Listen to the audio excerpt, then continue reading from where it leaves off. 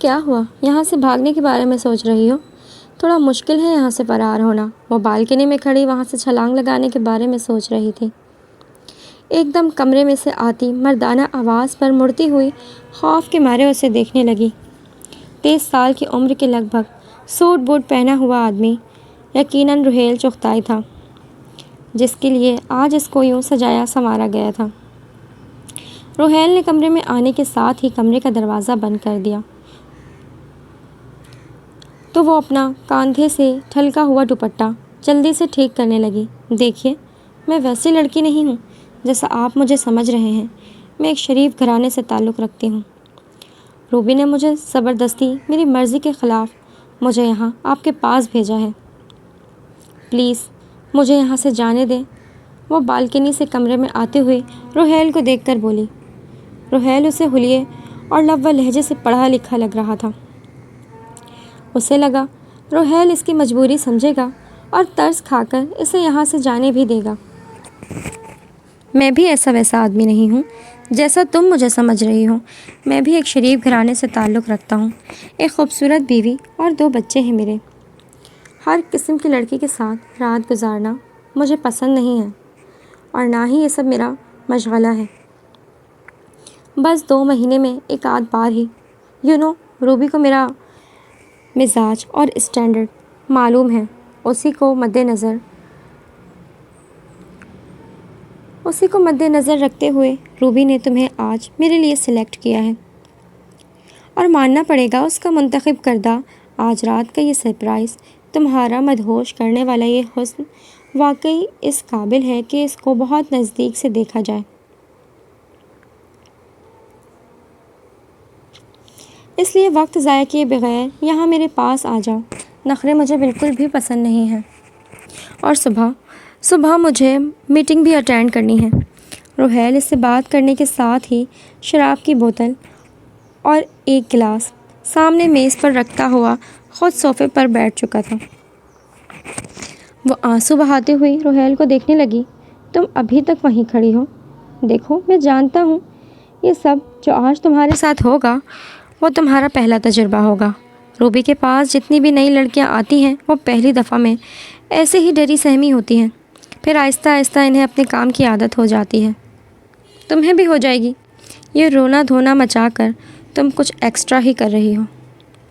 میں آج رات تمہارے ساتھ گزارنے کی ایک اچھی اماؤنٹ روبی کو دے چکا ہوں،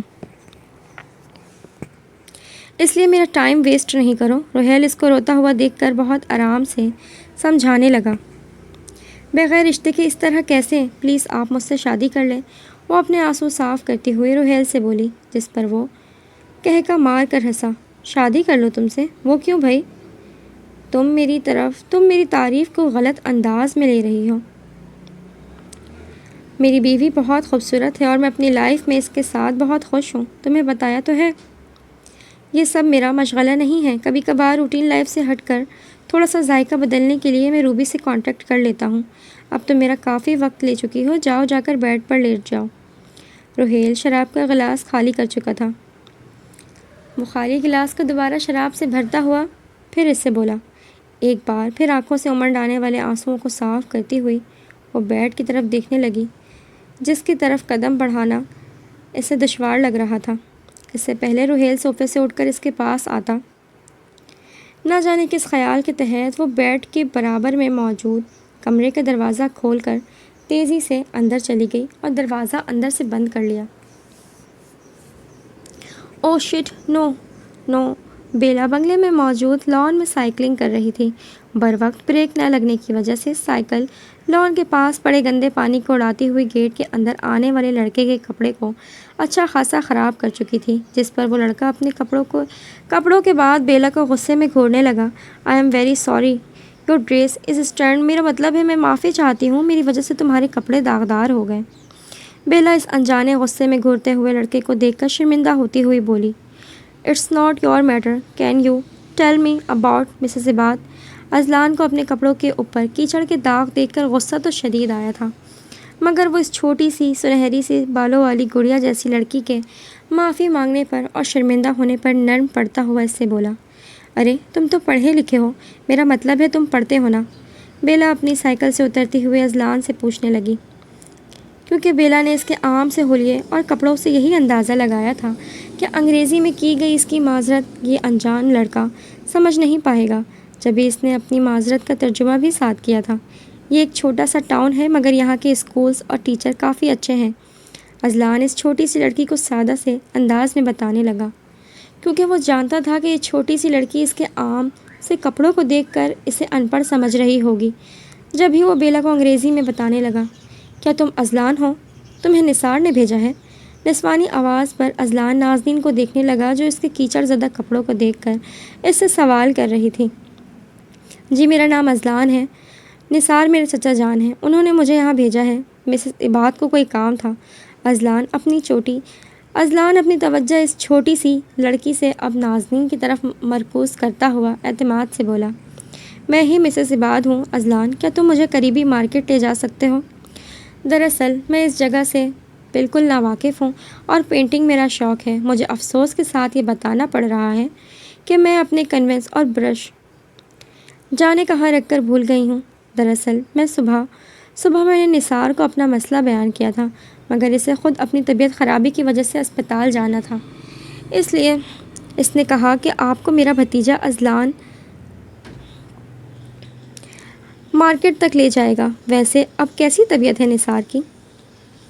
ناظرین اذلان کو اپنا مسئلہ بتانے کے ساتھ ساتھ نثار کی طبیعت بھی پوچھنے لگی جو اسے طبیعت خرابی کا بول کر چھٹی لے کر چلا گیا تھا۔ جی اب کافی بہتر ہے ان کی طبیعت، کیا میں اپنا لباس تبدیل کرنے کے بعد آپ کو مارکیٹ لے جاؤں؟ اگر آپ لیٹ نہیں ہو رہی ہوں۔ اب اذلان اپنے چچا نثار کی سست طبیعت کے بارے میں ناظرین کو کیا بتاتا، جو اس وقت ہسپتال کا بہانہ بنا کر تھڑے پر بیٹھا ہوا اپنے فارغ دوستوں کے ساتھ سٹے لگا کر مہنگائی اور غربت کا رونا رو رہا تھا۔ اذلان ناظرین کو مارکیٹ لے جانے پر آمادہ ہو چکا تھا۔ بالکل، تم اپنا لباس تبدیل کر کے آ جاؤ۔ بیلا کیا تم نے اپنی غلطی کی اذلان سے معافی مانگی؟ ناظرین اذلان کو اجازت دیتی ہوئی ساتھ ہی اپنی بیٹی سے پوچھنے لگی، کیونکہ وہ دور سے ہی بیلا کا کیچڑ اڑانے والا کارنامہ دیکھ چکی تھی۔ شور ماما، اب اذلان سے پوچھ سکتی ہیں، میں نے اس سے اپنی غلطی کی معافی مانگ چکی ہوں، نہ صرف یہ مجھے معاف کر چکا ہے بلکہ ہم دونوں اچھے دوست بھی بن چکے ہیں، ہے نا اذلان؟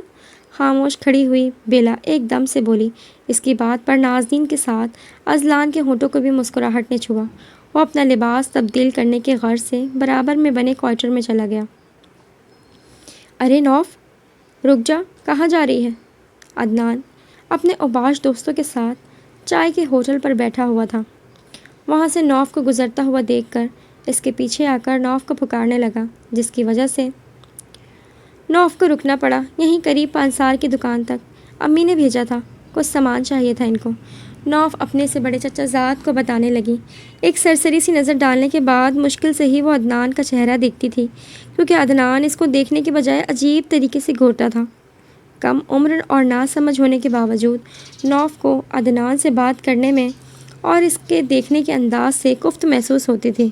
تائی کی عقل گھاس چرنے گئی ہے جو اس کرموں کی دکان پر اس وقت تجھے بھیج رہی ہیں۔ نشہ کر کے بیٹھا ہوگا وہ سالہ۔ 20 سالہ عدنان اپنی تایازات کی چمکتی دھمکتی رنگت کو گھورتا ہوا اس سے بولا۔ عدنان کو پورا یقین تھا کہ اس کی تایازات جوان ہو کر اور بھی زیادہ غضب اٹھانے والی ہے۔ امی کے گھٹنوں میں درد ہو رہا تھا اور بھائی اس وقت ٹیوشن دینے گئے ہیں، اس لیے میں نے سوچا میں سامان لے آتی ہوں۔ نوف کو جواب دیتے ہوئے عجیب ابکائی سی آنے لگی۔ عدنان اس سے 5 قدم کے فاصلے پر کھڑا تھا، اس کے باوجود اس کے پاس سے اٹھتی ہوئی تیل اور پسینے کی مکس بدبو۔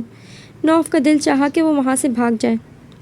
تائی کا تو ہر وقت یہی رونا ہے، معلوم نہیں اس کا کوئی پرزہ سلامت بھی ہے کہ نہیں، اور وہ سالہ پڑھاکو تیرا بھائی یا تو خود پڑھائیاں کرتا رہتا ہے یا دوسروں کو درس دینے نکلا ہوتا ہے۔ ایک تیرے اور تایا کے علاوہ گھر میں کوئی ڈھنگ کا بندہ نہیں ہے۔ چل یہ پیسے مجھے دے دے اور یہاں سے سیدھی گھر جا، پانسار کی دکان سے سارا سامان میں تجھے لا کر دے دوں گا۔ عدنان نوف کی مٹھی میں دبے ہوئے پیسوں کو دیکھ کر اس سے ہمدردی کرتا ہوا بولا۔ نوف نے ایک نظر اس کے اوباش دوستوں پر ڈالی جو ان دونوں کو ہی دیکھ رہے تھے۔ میں خود لے آؤں گی عدنان بھائی، دکان یہیں 2 قدم پر ہے۔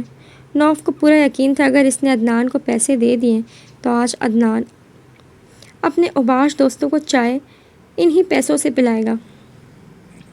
اس لیے نوف آہستہ سے آواز میں منمنائی، کیا بولا تو نے مجھے؟ آہستہ آواز میں منمنائی، کیا بولا تو نے مجھے؟ بھائی تیرا دماغ خراب تو نہیں ہے؟ منگیتر ہے تو میری، تیرے جوان ہونے کا انتظار کر رہا ہوں، پھر بیاہ رچاؤں گا تیرے ساتھ۔ ایسے دیدے پھاڑ پھاڑ کر کیا دیکھ رہی ہے جیسے کچھ معلوم ہی نہیں تجھے؟ لا یہ پیسے مجھے دے دے۔ نوف کے بھائی بولنے پر وہ بدمزہ ہوا تھا، اس لیے بچپن کی منگنی یاد دلانے کے ساتھ ہی آگے بڑھ کر عدنان نے نوف کی کلائی پکڑ کر اس کی مٹھی میں دبے ہوئے نوٹ لے کر اپنی جیب میں رکھ لیے تھے۔ ساتھ ہی وہ اپنے میلے کچیلے ہاتھ میں نوف کی اجلی کلائی کو دیکھتا ہوا بولا، چوڑیاں پہننے کا شوق نہیں تجھے؟ ایسے خوبصورت ہاتھوں کو یوں ہی خالی چھوڑا ہوا ہے تو نے؟ نوف نے اپنا ہاتھ چھڑوانا چاہا جو عدنان کے ہاتھ میں تھا۔ نوف کا روحانسی چہرہ دیکھ کر بے ڈھنگا سا کہکا لگا کر عدنان نے اس کا ہاتھ چھوڑا۔ پریشان کیوں ہو رہی ہے؟ کھا تھوڑی جاؤں گا تجھے۔ منگیتر تو ایسی چھیڑ چھاڑ کرتے ہیں باؤلی، اب میری بات غور سے سن، اسکول جا کر اپنے بھائی کی طرح پڑھائی کرنا بند کر دے، تیرا 12واں سال چڑھنے کی دیر ہے، ابا سے بات کر کے تجھے بیوی بنا لوں گا۔ اپنی نوف عدنان کے واہیات نظروں سے بچنے کے لیے اپنا چہرہ مکمل طور پر نیچے جھکا چکی تھی۔ عدنان کی باتیں سن کر اسے رونا آنے لگا تھا۔ نوف، اذلان کی آواز پر نوف نے پیچھے مڑ کر دیکھا۔ اذلان ان دونوں کے قریب آ رہا تھا۔ نوف نے خدا کا شکر ادا کیا۔ ابے یار کچھ تو خیال کیا کر، کرمو کی دکان پر تائی نے اس کو اکیلے بھیج دیا، جانتا نہیں اسے نشے کی عادت پڑ گئی ہے، دن میں بھی افیم چڑھائے بیٹھا ہوتا ہے سالا۔ میں راستے میں نہیں ملتا تو یہ کرمو کی دکان پر جانے والی تھی، سامان میں لا کر دے دوں گا تائی کو۔ اذلان کو قریب آتا دیکھ کر عدنان دوستانہ لہجے میں اذلان سے بولا، گھر جاؤ نوف۔ عدنان کی بات کا جواب دینے کے بجائے اذلان نوف کا اترا ہوا چہرہ دیکھ کر بولا۔ نوف فوراً وہاں سے چلی گئی۔ لاؤ عدنان، وہ پیسے واپس دے دو جو تم نے نوف سے لیے تھے، سامان میں خود لے آؤں گا۔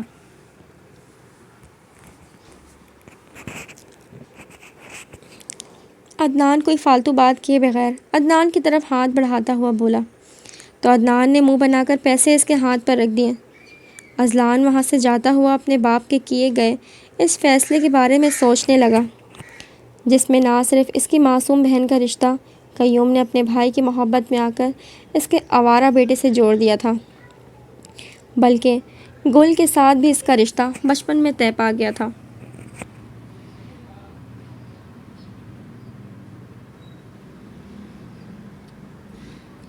واہ بھائی، تمہارے ہاتھ میں تو کافی صفائی ہے، بہت پیاری کڑھائی کی ہے تم نے اس قمیص پر۔ اگر یہ قمیص شہر میں سیل ہوگی تو اس پر اچھے خاصے پیسے کما سکتی ہو تم۔ لان میں چیئر پر بیٹھی ہوئی نازنین رکشی کی کڑھائی کے ڈیزائن پر تعریف کرنے کے ساتھ اس کو مشورہ دیتے ہوئے بولی،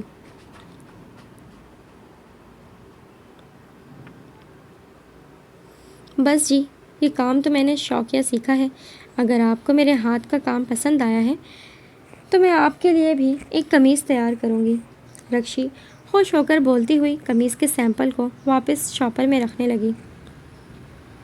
بہت بہت شکریہ رکشی، تم بہت اچھی ہو، خوشی ہوئی مجھے تم سے مل کر، اور تمہارا بیٹا اذلان بھی بہت پیارا ہے اور سمجھدار بچہ ہے۔ مجھے اچھا لگا یہ جان کر کہ تم اور قیوم اپنے بیٹے کو پڑھا لکھا رہے ہو۔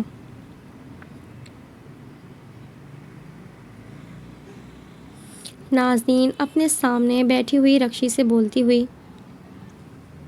سوچ رہی تھی کہ وہ اپنے کزن جس کا شہر میں بوتیک ہے، اس کے پاس رکشی کے ہاتھ کے تیار کردہ کچھ سیمپل بھیج دیں تاکہ رکشی کی محنت وصول ہو جائے۔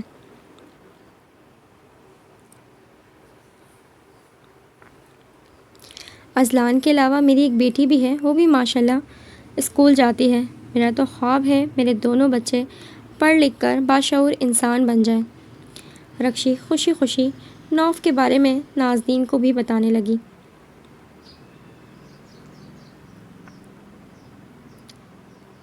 ہاں، قیوم نے ذکر تو کیا تھا، لیکن کبھی تمہاری بیٹی کو دیکھا نہیں میں نے۔ نازنین رکشی سے نوف کے بارے میں پوچھنے لگی۔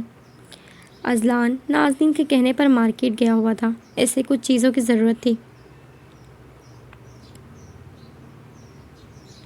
ویسے تو یہ سارے کام نثار کے تھے، مگر وہ بہت کم ہی یہاں پر ٹکتا تھا۔ اکثر کاموں کے لیے اذلان کو نازنین کے پاس بھیج دیتا تھا۔ بس جی، بہت سیدھی اور شرمیلی سی ہے میری بیٹی۔ اسکول سے گھر آتی ہے تو باہر نہیں نکلتی، لیکن آپ سے ملوانے کے لیے لے آؤں گی میں اپنی نوف کو، رکشی خوش ہو کر نازنین کو بتا رہی تھی۔ تب نازنین کی نظر کار سے اترتے ہوئے عباد پر پڑی، جو دور سے ہی نازنین کو قیوم کی بیوی کے ساتھ بیٹھا ہوا دیکھ چکا تھا۔ تم نے یہاں آ کر بھی وہی پرانے کام شروع کر دیے نازنین، مجھے تو سمجھ نہیں آتا آخر کیوں تمہیں ایسے لوگوں کو دیکھ کر ہمدردی کرنے کا بخار چڑھ جاتا ہے۔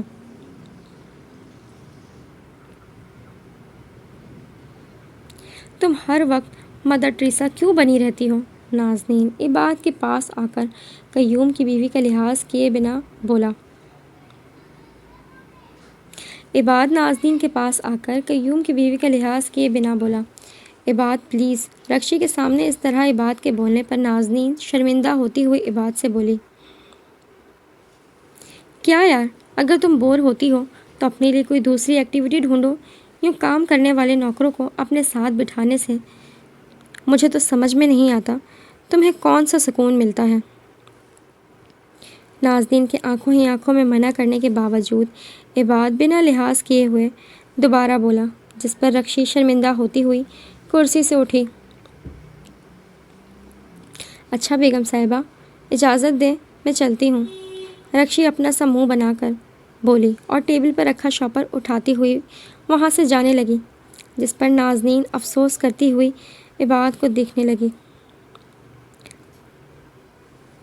صرف کام کرنے کے اوقات میں یہاں آیا کرو، فضول میں یہاں رش لگانے کی ضرورت نہیں ہے۔ عباد کی آواز پر صرف ایک لمحے کے لیے رکشی کے قدم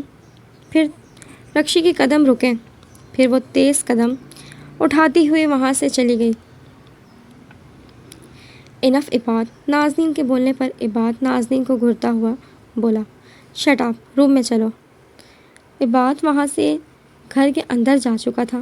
نازنین افسوس کرتی ہوئی عباد کے پیچھے جانے لگی۔